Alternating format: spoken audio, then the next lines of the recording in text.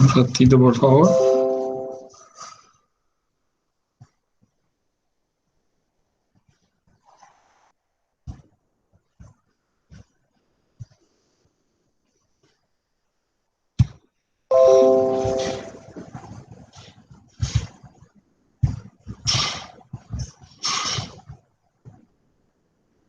Ahí están viendo ustedes.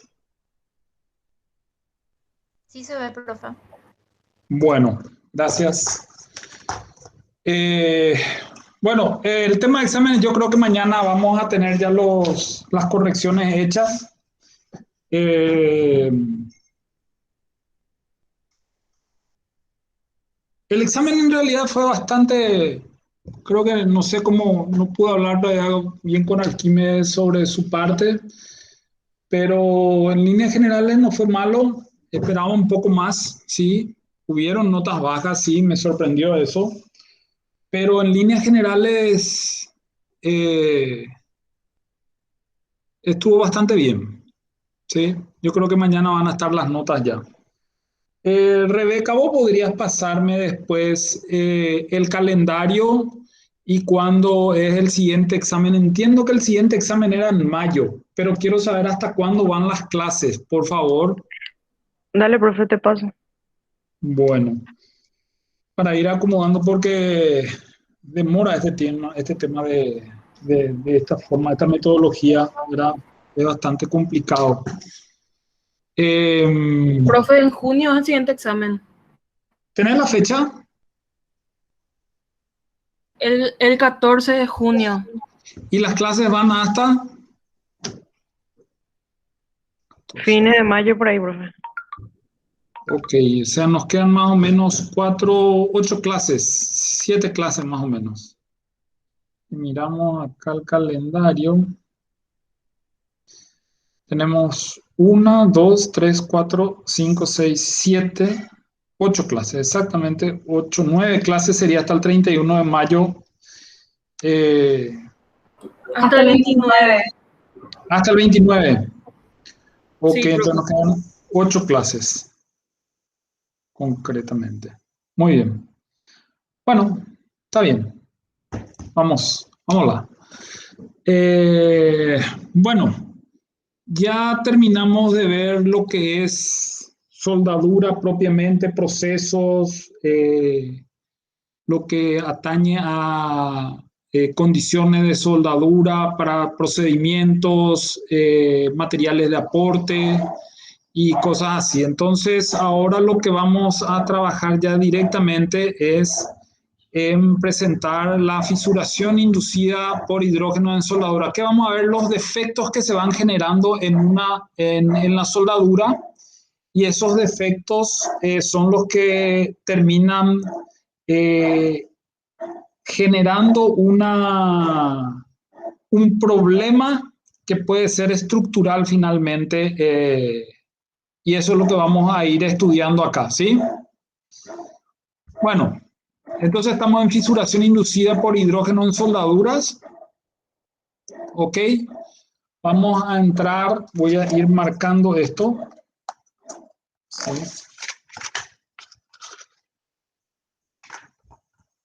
Si me permiten, vemos acá ya la fisuración por hidrógeno, que dice la fisuración por hidrógeno o fisuración a frío o grietas a frío son discontinuidades que ocurren algún tiempo después de ejecutada la soldadura, lo que hace extremadamente crítica, incluso más que la fisuración o grietas en caliente. Para ello es necesario extremar recursos de controles, por ejemplo, los ensayos no destructivos, END, ensayos no destructivos. Por eso estamos hablando de los controles que se deben hacer para la correcta, para tener la soldadura de forma correcta, sin defectos que puedan eh, alterar sus condiciones finales de vida, de utilidad, de utilización, de vida útil o como quieran llamarlo, ¿sí? 48 horas después de ejecutado el cordón de soldadura. Caso contrario, pueden presentarse sorpresas desagradables que pongan en riesgo la integridad de la pieza, equipos y estructura. No obstante, dice, algunas veces la aparición de grietas puede ocurrir muchas horas después de ejecutada la soldadura y con niveles de visualización inferiores al mínimo que pueda detectar el ensayo no destructivo, END. Cuando hablamos esto, entonces, ensayos no destructivos, ¿sí? Lo que obliga a extremar recaudos para evitar este tipo de apariciones. Este tipo de grietas aparecen generalmente en la SAC o zona afectada por el calor o también en la zona de fusión para aceros de mayor resistencia mecánica. Acá vemos, fíjense que acá tenemos un cuadro, acá este cuadro que están viendo ahí, que estoy señalizando, esto es una junta que voy a empezar a soldar, ¿sí? Voy a empezar a cargar acá con soldadura, con material de aporte, entonces va llenando. Fíjense que aparecen los líquidos, aparece el líquido que sería el material de aporte que voy depositando. Pero fíjense esto que parecen ladrillos, hablando mal y pronto, luego se convierten en piedras. Y esta zona es la zona afectada por el calor, esto que están viendo ustedes, o la zona de fusión donde estaba el líquido propiamente.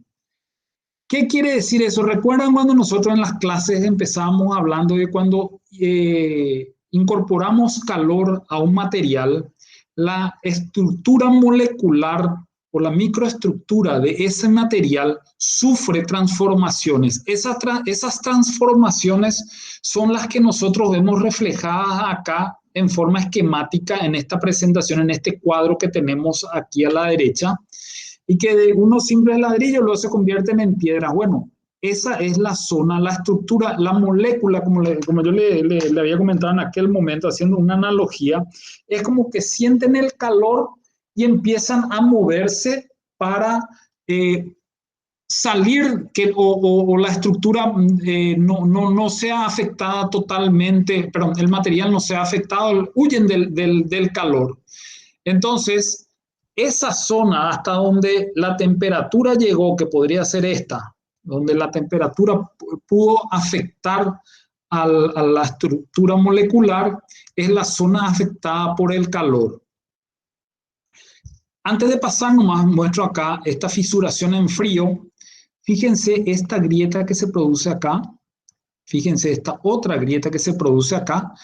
Y esta es la soldadura, acá está en el diseño. Esto que están viendo ustedes es esto que está acá.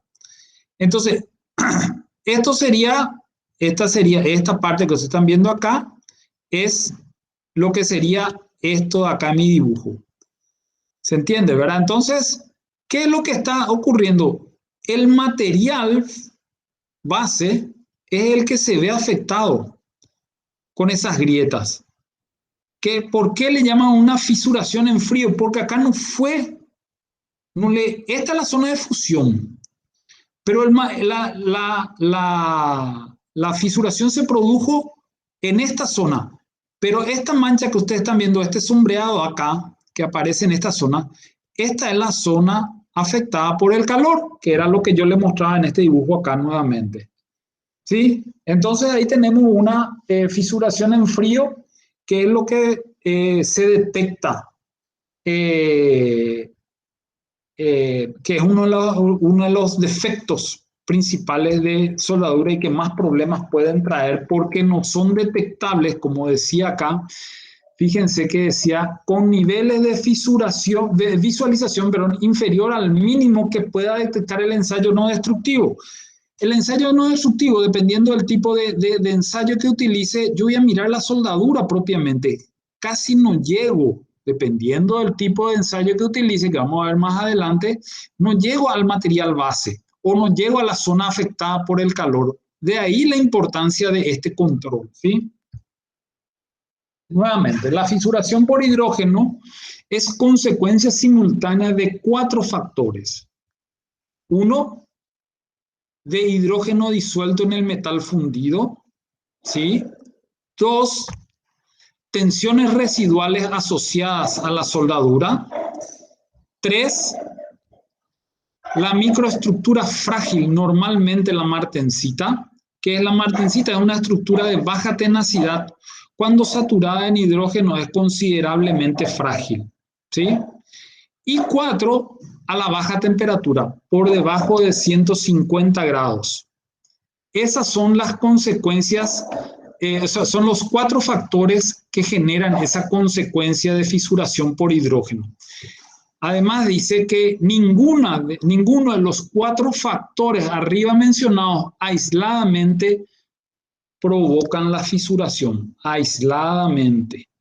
Tienen que estar presentes estos 4 elementos: la presencia de hidrógeno, tensiones residuales asociadas a la soldadura, microestructura frágil y la baja temperatura de la soldadura, ¿sí? La soldadura en estado líquido disuelve cantidades apreciables de hidrógeno y la solubilidad decrece con la temperatura. Consecuentemente, en la fase final de enfriamiento, la soldadura estará supersaturada de hidrógeno. ¿Se entiende? ¿Qué es lo que está diciendo acá? Que al tener la soldadura en estado líquido, desprende mucha cantidad de hidrógeno, y esa solubilidad, esa liquidez, por hablarlo así, va decreciendo con la temperatura, ¿sí? A medida que es menor la temperatura, la solubilidad o la liquidez va disminuyendo. Consecuentemente, en la fase final de enfriamiento, baja temperatura, la soldadura estará supersaturada de hidrógeno. O sea, si tal vez tenía mayor temperatura, él iba a desprenderse de ese hidrógeno, pero como no tengo esa temperatura necesaria, queda atrapado el hidrógeno dentro de la soldadura. Profe, una pregunta. Sí. El último ítem de la diapositiva anterior habla de 150 grados. Sí. En el siguiente. Sí, ahí. O sea, ¿en qué momento se daría esa temperatura? ¿En qué momento, o sea, de qué momento está hablando de esa temperatura? Porque evidentemente a esa temperatura no se va a luego derretir el metal. Estamos hablando siempre de la zona afectada del calor y que ocurren horas después, ¿sí? Ah, entiendo. Y yo tengo la soldadura, muy buena tu pregunta, pero vamos a traer nuestro ejemplo anterior. Yo deposité acá como siempre dijimos, la temperatura puede estar arriba de los 1200, 3000 grados inclusive, ¿verdad? Dependiendo del tipo de material que vaya a soldar. Pero en la medida que transcurre el tiempo, esto se va enfriando. Todo esto se va enfriando, se va solidificando esto, ¿verdad? Y esa temperatura probablemente acá, primero va a ser muy inferior a la que tengo acá. Acá va a ser cada vez, el gradiente de temperatura va disminuyendo. Entonces, lo que yo voy a tener, 150 grados, por eso habla, en algún momento yo mencioné, dice 48 horas después, los controles 48 horas después. ¿Por qué habla de 48 horas? Porque ahí empezás a apreciar. Pero ¿qué es lo que dice? Si yo termino de soldar y hago mi control de fisuración por hidrógeno, generalmente no voy a encontrar nada. Porque el material todavía no desprendió todo el hidrógeno y el comportamiento del material todavía no está asociado a un defecto posible. ¿Qué es lo que ocurre? Dice, vamos a esta parte. En el ítem 1 dice presencia de hidrógeno disuelto en el material fundido. Como dice en el último párrafo acá, dice la soldadura en estado líquido disuelve cantidades apreciables de hidrógeno. Y la solubilidad decrece con la temperatura. Entonces yo tengo presencia de hidrógeno en el metal fundido. Tensiones residuales a la soldadura. Fíjense en este diseño que tenemos acá. Este es un cuadro que puede generar, este es una junta que puede generar tensiones residuales. Tensiones residuales siempre se dan en los extremos de una pieza, ¿verdad? Entonces esas tensiones residuales, generalmente este dibujo, vamos a hacerlo así, vamos a ver si me sale, tiende a el calor, la estructura molecular tiende a dispersarse en ese sentido. No tengo un mapa, no sé cómo cambiar el color para que se vea, pero bueno, se ve más o menos ahí, ¿verdad? Lo que ocurre es que las tensiones residuales aparecen una vez que se empiezan a enfriar y vamos a suponer que esta pieza o este material acá decidió desplazarse un poco más. Para desplazarse un poco más tuvo que haberse abierto, voy a estar hablando en forma sencilla para tratar de que ustedes puedan entender. Ese material para desplazarse tuvo que haberse abierto camino, entre comillas, entre otras moléculas. Al abrirse camino va generando una tensión que aparece y que después se convierte en una fisuración, ¿sí? Eso es lo que está queriendo expresar esta situación. ¿Ok? Bueno, el comportamiento del hidrógeno en la soldadura con el tiempo. El mecanismo de difusión, que depende de la temperatura, hace con que mayor contenido de hidrógeno en supersaturación se difunda y abandone la soldadura después de un tiempo determinado. ¿Sí? Entonces dice que depende de la temperatura y hace que el mayor contenido en supersaturación se difunda y abandone la soldadura después de un tiempo determinado. O sea, transcurrido, yo terminé mi proceso de soldadura y empieza a proceder de forma natural la soldadura a ir eliminando ese contenido de hidrógeno que yo tenía en el líquido de soldadura del material de aporte en la zona de fusión. Por lo tanto, el riesgo de fisuración es temporal, existiendo mientras el hidrógeno se está desprendiendo de la soldadura. ¿Sí? Por lo tanto, nuevamente, es siempre recomendable el tratamiento del postcalentamiento de la soldadura sensible a la fisuración a frío para acelerar el proceso de eliminación de hidrógeno. Voy a terminar esto y después amplío un poco más ahí. Las medidas preventivas, ¿cuáles son? Presencia de hidrógeno, mantener la atmósfera con menor contenido de hidrógeno posible, mantener los electrodos guardados en lugares adecuados y secos. 2. Las tensiones residuales, promover la soldadura con el menor grado de restricción posible. 3. Microestructura frágil, intentar evitar realizando un precalentamiento. Arriba hablábamos de un post, acá estamos hablando de un pre. Cuando tenemos una microestructura frágil, tenemos que hacer un precalentamiento, dice.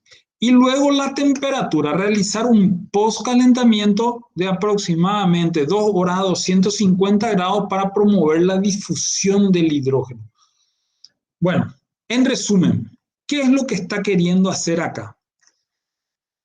Primero, asegurar el menor contenido de hidrógeno en la atmósfera que estoy generando para la soldadura.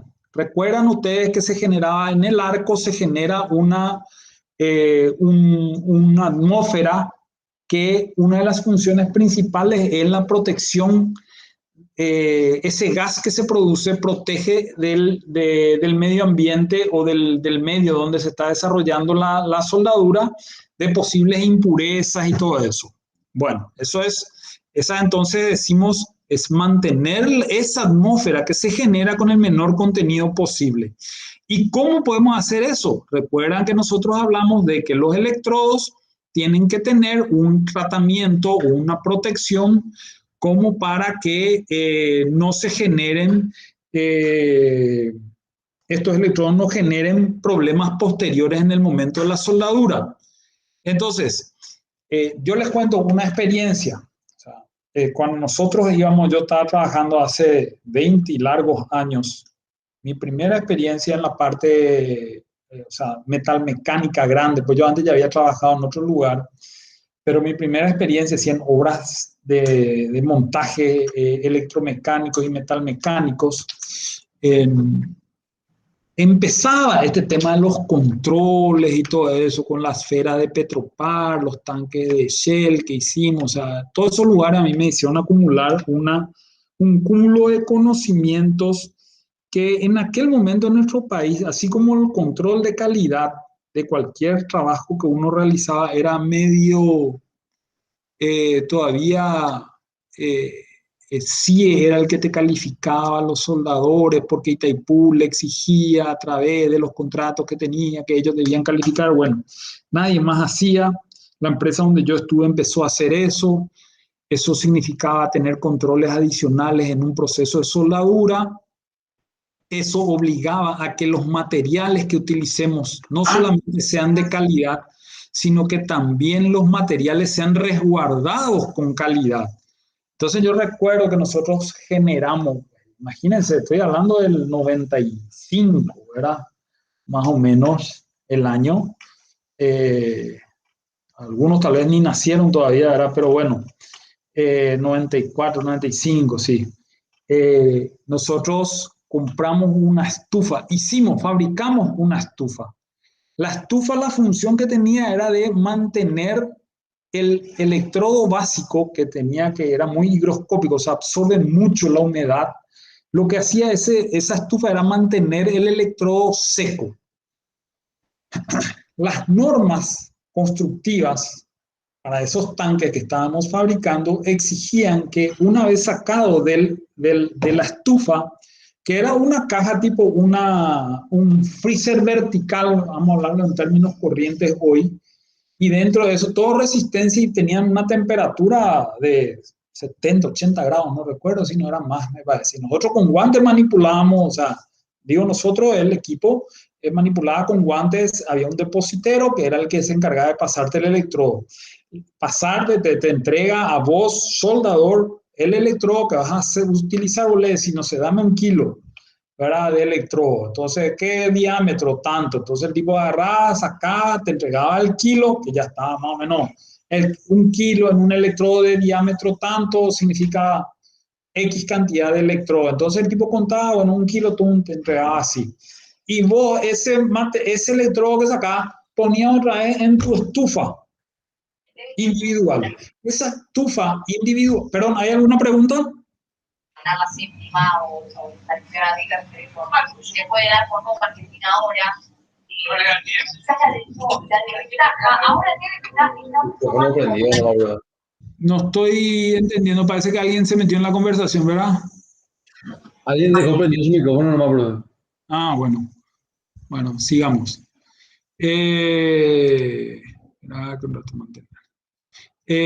Perdón, ahí me salí de la presentación, volvemos. Entonces, vos metías en tu estufa que era como tener un termo de mate y también lleno de resistencia, y ese calentábamos nosotros con una pinza, era todo un arte, ¿verdad? Pero el soldador era controlado por el fiscal de obra a que cuando porque en aquel momento nosotros no teníamos, después como fuimos evolucionando en la obra, ya la empresa que nos contrató, que era Shell, nos exigió que tengamos un equipo de control de calidad. Imagínense cómo fuimos evolucionando, ¿verdad? De Petropar pasamos a Shell a hacer los tanques. Y ahí, en ese momento era el fiscal nada más que venía y te decía, tu estufa, ahí ¿está enchufado? Sí, está enchufado. ¿Por qué tenía que controlar eso? Porque a veces el soldador o inexperiente o Aragán, le decíamos, no quería enchufar porque le obligaba a tener caliente, ahí le quemaba, ¿verdad? Él metía con guantes, soldaba con guantes, metía su mano con guantes, pero no quería manipular. Y a veces de chambones que eran los muchachos, ¿verdad? Entonces, todo ese control lo hacía el fiscal de obra. Después nos exigió, no, eso es trabajo de un control de calidad. Entonces tuvimos que contratar formar un equipo de control de calidad, y ese control de calidad es el que hacía ese trabajo de fiscalización, entre comillas, de nuestro trabajo. Y el fiscal residente lo que hacía nada más ya era el resultado final. Iba a verificar el ensayo no destructivo y si pasaba, pasaba, y si no, vuelta a hacer. ¿Por qué cuento todo esto? Porque es importante que ustedes vayan generándose por lo menos ideas de obras, de cómo es una obra. Ya hace 3, 4 años me tocó hacer mi última obra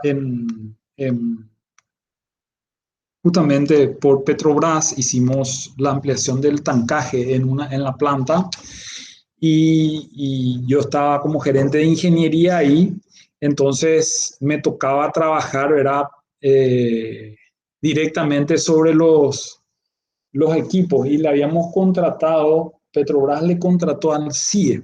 CIE es una empresa de primer nivel, a nivel mundial está CIE, ¿verdad? No es una empresa cualquiera. Le contratamos al CIE y el CIE hizo, justamente ellos tenían todo un equipo de calidad y usted tenía que verle al fiscal, control, al auditor de calidad, como le decían ellos. El tipo era un perro. Los soldadores, los montadores le odiaban, porque el tipo lo único que hacía era seguir y le marcaba así, le veía una soldadora y tal, le marcaba así, le encerraba en círculo, con tipo un pincel blanco. Entonces vos cuando entraba, después yo hacía mi recorrido, eso no estaba permanentemente, debo reconocer, o sea, yo también por mí, no podía estar ahí, ¿verdad? Teníamos personas que estaban, pero yo cuando me iba justamente recorríamos, mirábamos, y veía cómo él le perseguía a los soldadores por cualquier soldadura para que levanten, para que hagan, porque lo que no está bien hecho se tiene que volver a hacer. Entonces, un trabajo mal hecho no solamente lo haces 2 veces, sino que te sale el doble o el triple muchas veces, porque tenés que levantar lo que hiciste y volver a hacerlo.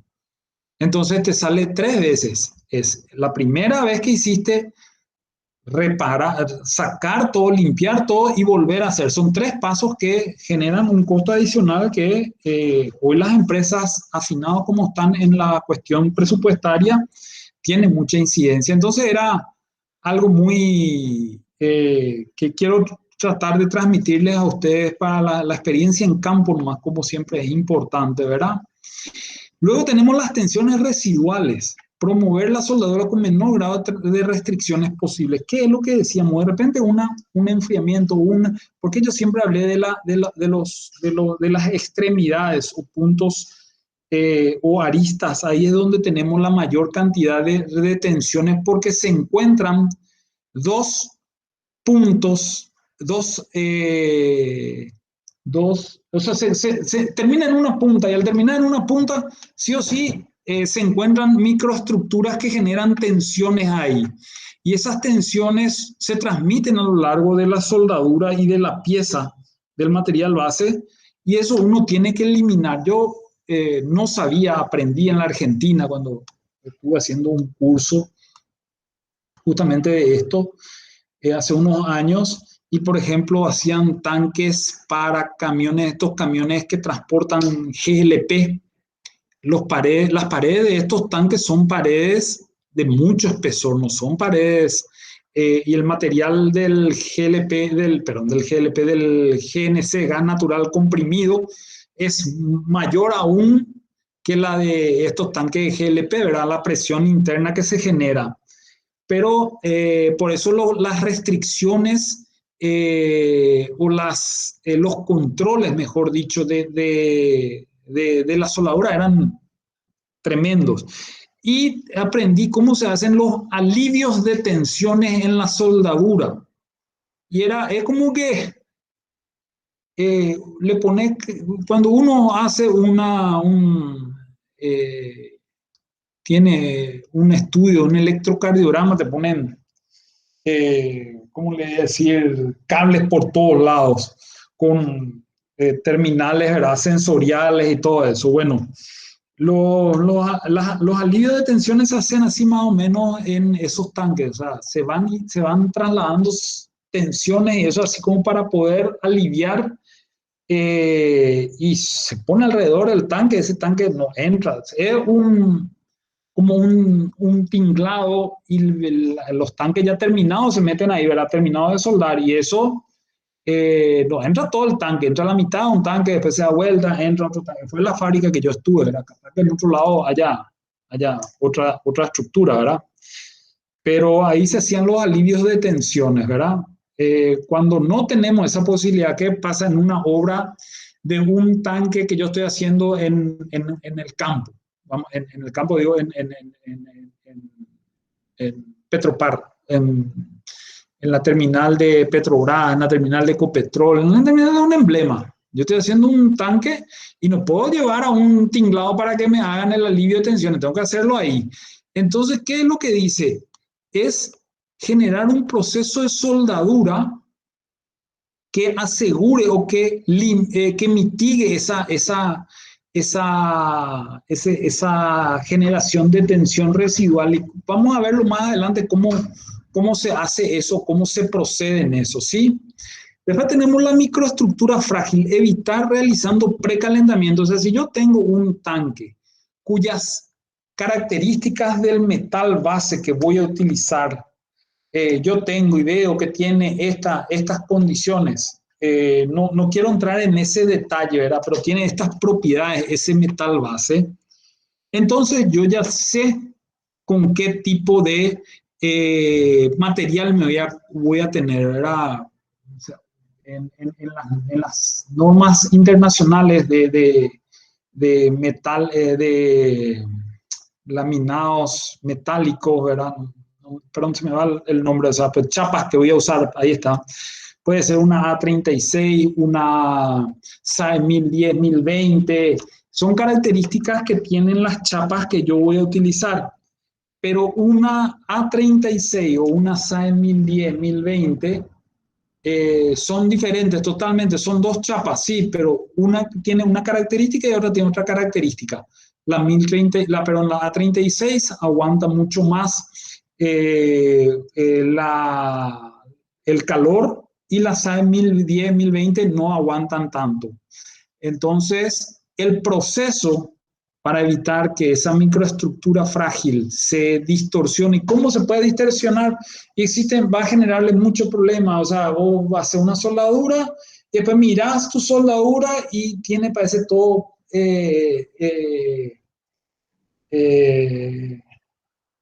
sería, si yo lo miro así superficialmente, veo como que tiene todo ondulaciones. Y porque la microestructura es frágil y se van separando, se encuentran, se acumulan, se forman como chichones. O sea, esas son las condiciones que se van presentando si yo no conozco el material que estoy usando, ¿sí? Metal base.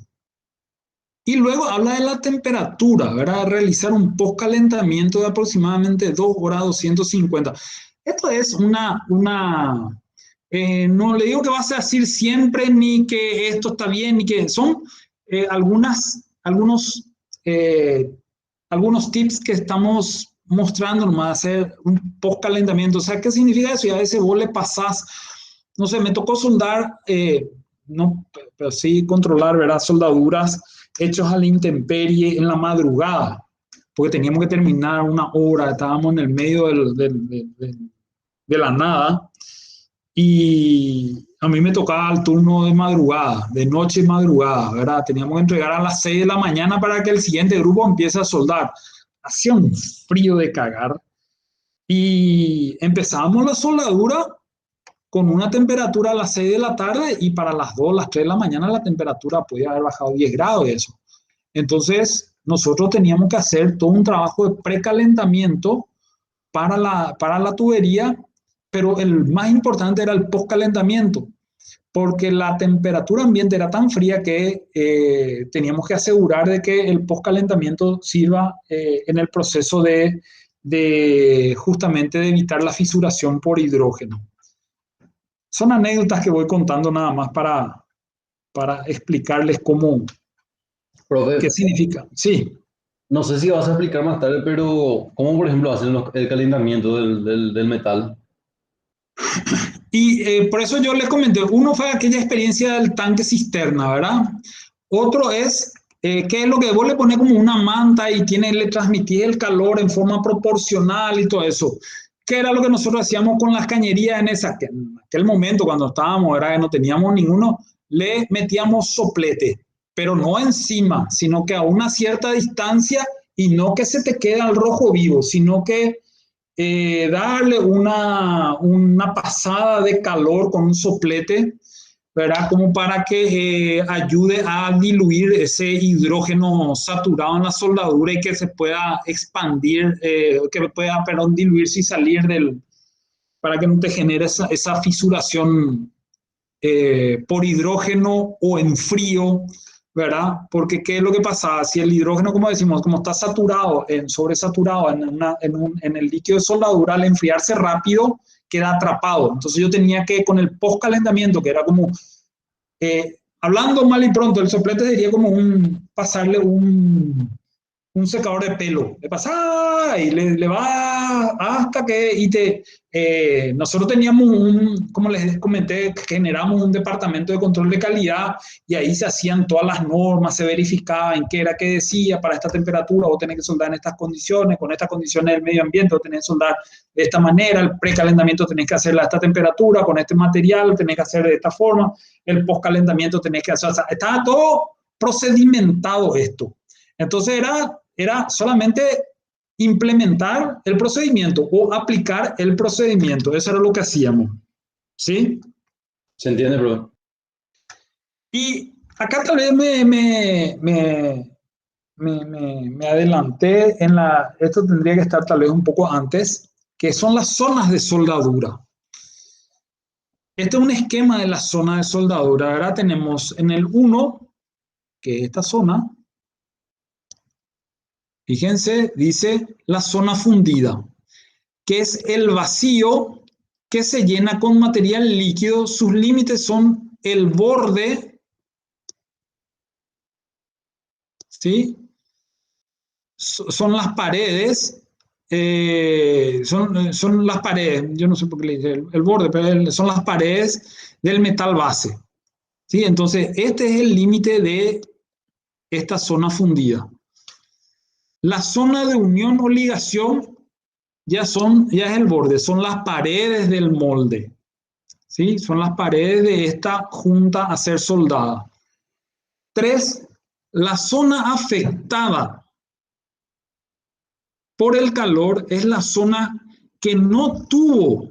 Fíjense que acá vamos a suponer que esta soldadura, se fue comiendo y va a quedar más o menos acá, ¿verdad? En la zona 3, que es la zona afectada por el calor, dice que esta zona no estuvo en contacto con el estado, no estuvo en estado líquido. O sea, fíjense que llegamos hasta acá, fue comiendo y acá llegó. Esta zona, vamos a decir, no tuvo contacto con la soldadura propiamente, no se derritió esto en el momento de la fusión, ¿sí? Pero dice, pero sufrió transformaciones, que era lo que veíamos en aquel dibujo. Recuerdan, teníamos primero eso que tenía la forma de ladrillo y después se ponen en forma circulares que son como piedras, ¿verdad? Que son mayores cuanto más cerca está, más cerca de la zona fundida se encuentra. Entonces, si yo miro esto acá, vamos a hacer acá un esquema un poco ampliado.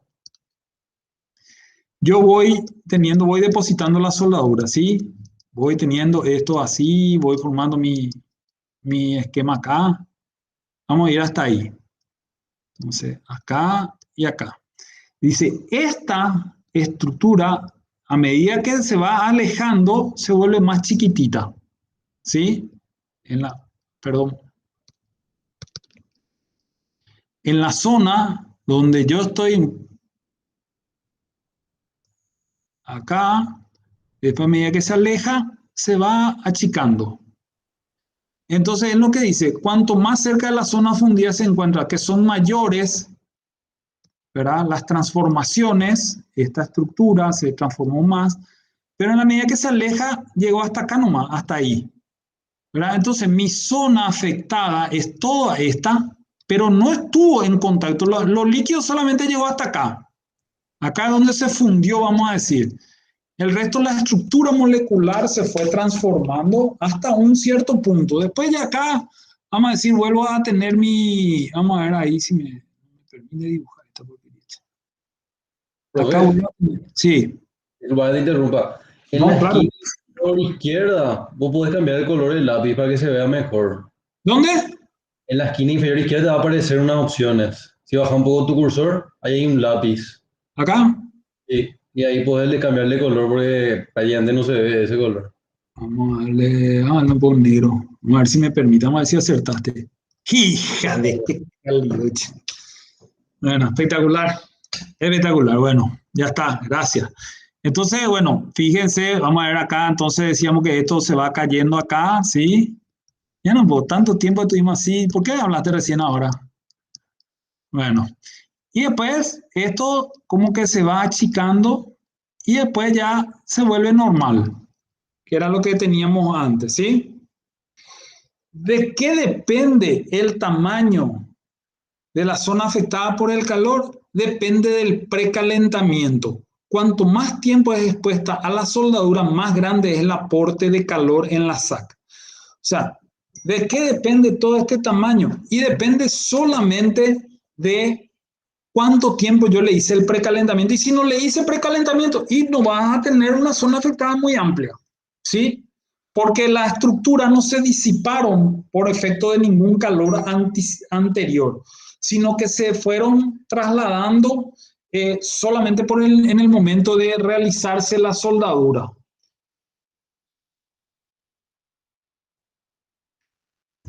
Bueno. Luego tenemos la fisuración en la zona afectada por el calor, en la SAC. ¿Sí? Dice la fisuración en la figura 5 se encuentra por la separación que sucede en la zona inmediatamente adyacente al cordón de soldadura. Esta está relacionada aunque está relacionada con el proceso de soldadura, la fisuración ocurre en el material base, no en el material soldado, que era lo que vimos más atrás, acá. Fíjense que acá teníamos la fisuración, no teníamos la soldadura. Esto era la soldadura. Entonces, eso es lo que está diciendo acá. Que ocurre la fisura ocurre en el metal base, no en el material soldado. Este tipo de fisuración es también conocida como fisuración debajo del cordón. O sea, si yo miro acá, yo tendría más o menos mi fisuración va a aparecer acá. ¿Sí? Ahí. No en el cordón propiamente, detrás del cordón. O fisuración posterior, debido a que la fisuración aparece después de que el acero se ha enfriado por debajo. Vieron que en el otro estábamos hablando de 150, acá habla de 205. Dependiendo, estos son, generalmente yo, les soy sincero, he visto fisuración, sí he visto varias cosas que uno de repente lo lee en los libros, pero cuando te toca verlo es así. Pero nunca tomamos la temperatura. Estos son análisis que se hacen tal vez de estudios laboratoriales y análisis que se hacen ahí para justamente generar las normas que se aplican después, ¿verdad? Por eso es que puede llamarse fisuración en frío y como está asociada al hidrógeno también se llama fisuración facilitada por hidrógeno. Para que suceda la fisuración en la zona afectada por el calor o SAC, deben estar simultáneamente presentes, como ya vimos, esto vuelve a repetir, sí, la cantidad de hidrógeno, debe estar implicado un material suficientemente sensible, que era un frágil estructura molecular, debe haber un nivel suficiente de altas tensiones residuales o aplicadas, una adecuada reducción o eliminación de las tres variables. Generalmente la fisuración generalmente se producirá acá. Habla de tres variables, en el otro nosotros vimos 4. Vamos a guiarnos por esas 4, ¿sí? Entonces, porque acá está oculta una fisuración más, ¿verdad? Una condición más para esta fisuración, que era lo que nosotros habíamos hablado acá, la fisuración consecuencia de 4 factores. Hablamos de 4 factores: presencia de hidrógeno, tensiones residuales, microestructura frágil y a la temperatura de 150. Y acá él habla solamente de 3, ¿verdad? Pero dice, debe estar presente suficiente cantidad de hidrógeno, debe estar implicado un material suficientemente sensible, que era lo que vimos, material frágil, debe haber suficiente altas tensiones residuales aplicadas, pero si nosotros nos guiamos en este punto, también una temperatura baja. Por eso volvemos nomás a esa otra donde está mucho más específico y claro, ¿sí? La importancia también de la temperatura en el proceso de fisuración. Y luego tenemos cuáles son las características. Esta es una forma también de mostrar por qué se produce esa liberación de hidrógeno ahí, ¿sí? Entonces tenemos que la elaboración de la zona fundida del material base más zona de ligación, que eran las paredes del molde. Y dice, ¿cuáles son los fenómenos que ocurren en esta zona? Y disolución, mezcla del metal de aporte con el metal base. Recuerden, metal base serían las paredes de ese molde, y el metal de aporte es el electrodo que yo estoy derritiendo por esa diferencia potencial. La velocidad de enfriamiento. Con mayor disolución de temperatura por la pieza se favorece la velocidad de enfriamiento, ¿sí? Para que eso no genere un efecto contrario, o sea, un efecto de fisuración. El material líquido, fenómenos que afectan al material líquido. La oxidación. Esta zona, la zona fundida, debe evitar la entrada de oxígeno. El hierro más el oxígeno más el carbono, una vez que esto se diluye, o sea, una vez que esto empieza el proceso de dilución, se produce un fenómeno de transformación química de hierro más el dióxido de carbono, que es un gas, y que nosotros finalmente dice el óxido de hierro, que es el que teníamos al comienzo, el hierro dióxido, ahí están las siglas, no me viene ahora el nombre, ¿verdad? El carbono se va a la atmósfera en forma de dióxido y sobra hierro con bajo porcentaje de carbono. Entonces, ¿qué es lo que ocurre ahí? Al tener una disminución del porcentaje de carbono, eso puede ser un problema posterior, como ustedes vieron, ¿sí? Entonces, ese es un problema que se puede generar también en el material líquido. Y vamos concluyendo con que el precalentamiento, ¿por qué a veces se requiere realizar un tratamiento térmico precalentante de soldar? El precalentamiento, como ya hemos explicado, del acero a soldar, frena la velocidad de enfriamiento en la zona de soldadura. Esto puede ser necesario para evitar agrietamiento en el metal de soldadura o en la zona afectada por el calor. La necesidad de aumentar el precalentamiento va en relación a diferentes variables como el espesor del acero, las restricciones de soldadura, el contenido de carbono, el hidrógeno difusible del metal de soldadura. El precalentamiento se aplica comúnmente con sopletes, que era lo que yo le estaba diciendo, de gas, o calentadores de resistencia eléctrica, que era, como le dije, que se le cubría con unos voy a utilizar el término, pero no quiero que asocien con eso. Electrodos son los que le ponen para hacer el electrocardiograma, esos cables, bueno, se utiliza una manta y todo eso, pero fíjense que yo les hablé del soplete de gas, bueno, que es con un soplete, precalentábamos la chapa. Y acá que habla de el espesor del acero, por ejemplo. Cuando yo les mencioné esas cañerías que teníamos que soldar a la intemperie, en el frío, ¿qué era lo que ocurría? Teníamos espesores muy grandes de soldadura, entonces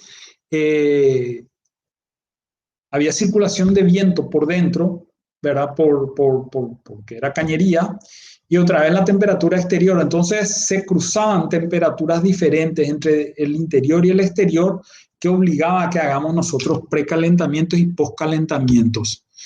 Hay 6 razones, nuevamente reiteramos, para precalentar.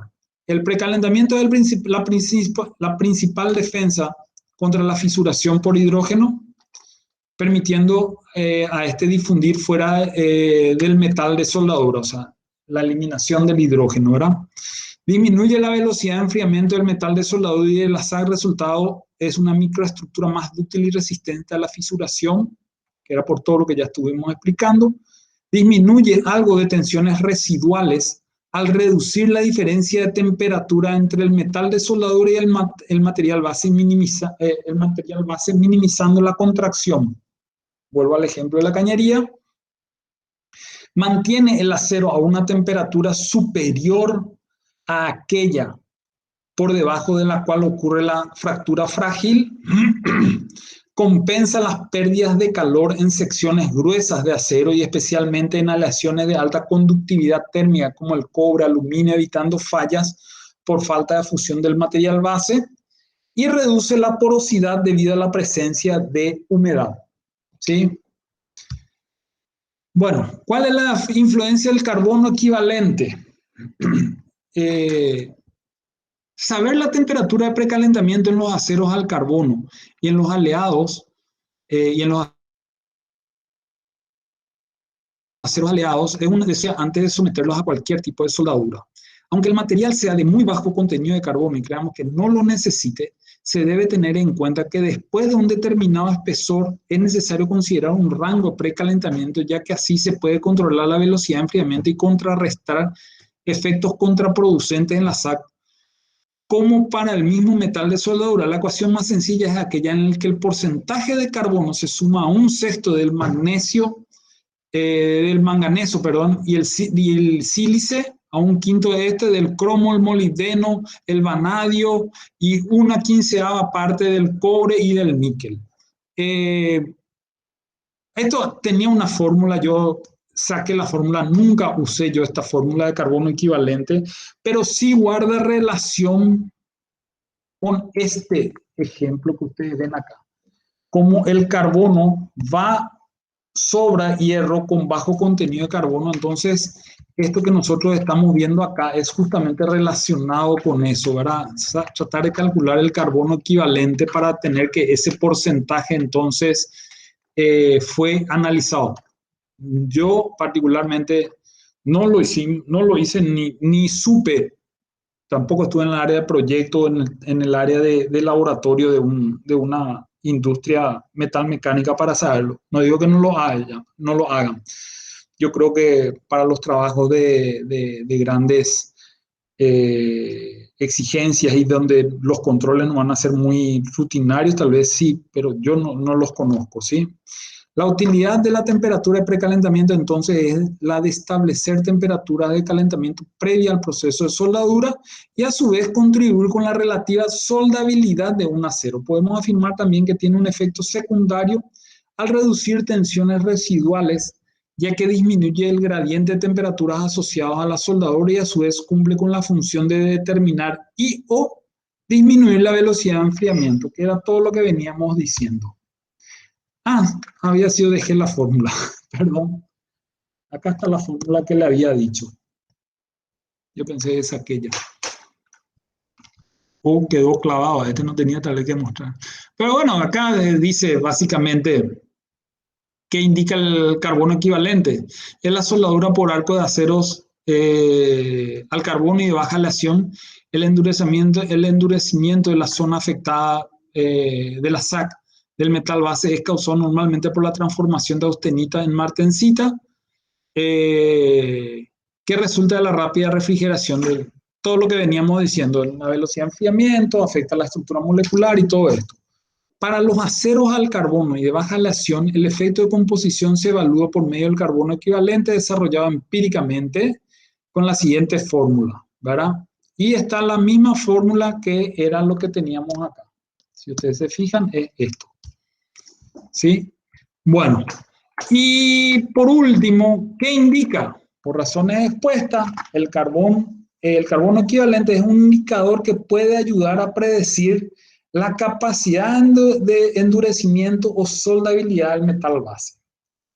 Esto, y ahí aumenta un poco más lo que le iba a decir. Generalmente hoy todas las normas ya te dan un procedimiento anterior para que vos no tengas que llegar a esta situación de hacer un análisis del carbono equivalente, ¿sí? Ellos en su laboratorio o de acuerdo a, te dice, cuando vas a construir algo, sea un tanque, sea un puente, paso a paso, un manual constructivo basado en una norma ya te va diciendo qué es lo que tenés que hacer. Entonces ellos aseguran durante tu proceso constructivo, siguiendo el procedimiento y respetando las normas, que éstas estén ya adecuadas a estos indicadores del carbono equivalente, ¿sí? Esto es básicamente lo que tenemos acá. Bueno, y con esto concluimos, gente, ¿sí? Vamos a... ¿Alguna consulta que quieran hacer? Por favor. Por último, no te quiero preguntar algo, profe. Sí, claro. Vos comentaste en tu experiencia que almacenaban en una estufa los electrodos. Sí. ¿Esa práctica se realiza hasta ahora o evolucionó eso? Qué buena tu pregunta. como yo le dije, hace 4 años, 3, 4 años fue cuando yo estaba como gerente de ingeniería, un poco más hace, 2016, 15, 16. No pude, te soy sincero, no pude verificar, pero el proceso de soldadura ya no era con electrodos. Ellos usaron electrodos solamente en ciertas partes de soldadura de la obra, no en toda electrodos revestidos y un proceso de soldadura eléctrica, ¿verdad? Lo que ellos estaban usando ya eran más de gases con que el MIG, el MAC, el TIC, todos esos procesos ellos estaban usando. Entonces, para aquellos que hicieron con soldadura con electrodo revestido, no pude verificar, te soy sincero. Yo entiendo que hoy tal vez la tecnología ya haga que no sea tan que no sea tan estricto como era en aquel momento porque le van a poner algún tipo de, entre comillas, aditivo para que justamente se protejan más, ¿verdad? Pero no habrá cambiado mucho, solo que algún tipo de aditivo como para que la protección. Cuando yo estuve en la Argentina hace ya 6, 7 años, ellos sí usaban estufa. Yo recuerdo eso sí, yo he visto, ¿verdad? Ahora, no me fui al depósito para ver si ese freezer vertical que yo les dije, ellos tenían, pero sí el soldador tenía su electrodo en estufa, eso sí. Entonces, yo calculo que muy lejos de eso no debe estar todo este proceso. Excelente, profe, gracias. ¿Alguna otra pregunta, gente?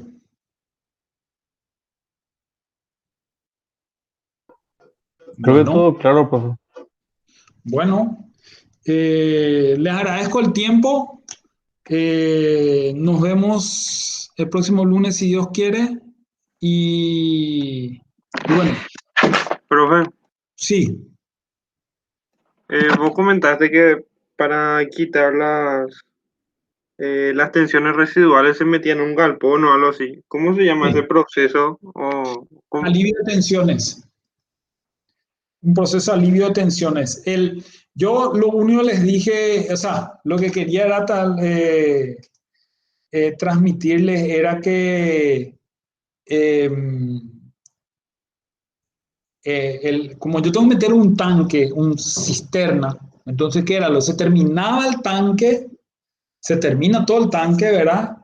Y yo tengo que darle el alivio de tensión, entonces yo tenía que meter en mi cámara de alivio de tensiones, que era, como le dije, un tinglado, entre comillas. Ahora tenía sí, 6 metros de fondo, más o menos, y entraba una parte, la otra parte quedaba afuera, porque no podía entrar todo, ¿verdad? Y ahí se le agregaba todo el cablerío, las mantas y todo eso, y se hacía el alivio de tensión a través eh, ¿cómo es que se llama? Eh, emisiones eléctricas, no viene el nombre ahora, ¿verdad? Resistencias. Sí, pero tenían otro nombre, ¿verdad?